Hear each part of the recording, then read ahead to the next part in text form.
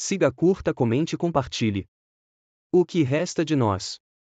A noite caía pesada sobre Vila Campestre, um lugar que antes foi pacato, mas agora não passava de um sussurro agonizante de sobrevivência.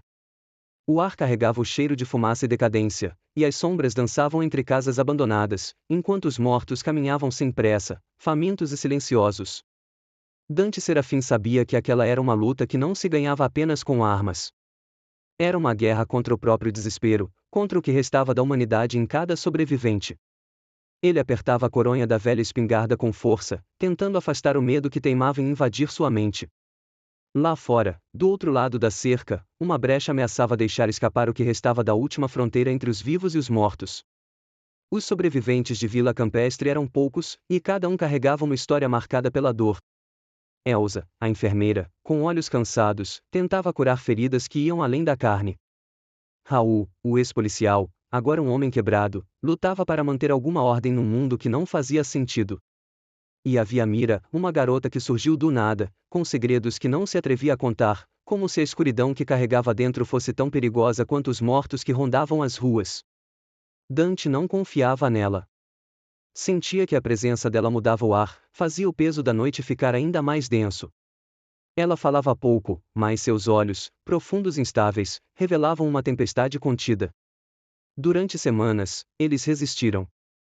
Lutaram contra a fome, contra os ataques dos mortos, como chamavam os zumbis que não tinham mais nada de humano.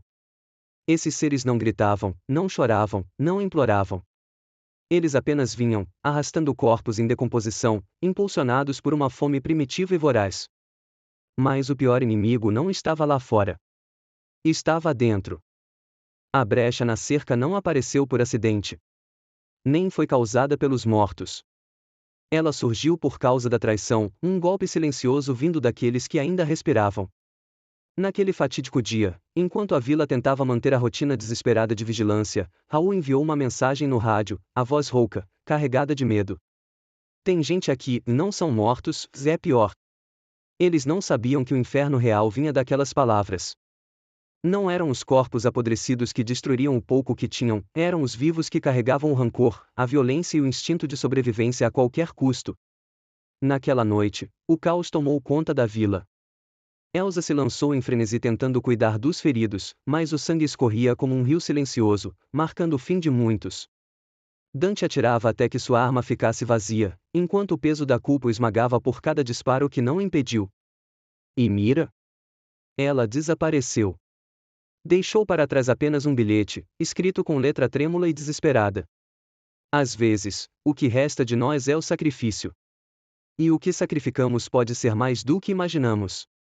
Quando a madrugada finalmente rompeu a escuridão, Dante se viu sozinho, encostado contra a parede fria da velha fazenda que servia como último refúgio. Lá fora, o Ranger dos mortos parecia rir da resistência dos vivos. E dentro dele, o silêncio gritava mais alto que qualquer arma. Ele fechou os olhos, sentindo o peso do mundo nos ossos. Porque sobreviver não era apenas evitar a morte. Era tentar preservar aquilo que restava da alma humana, mesmo quando parecia que tudo estava perdido.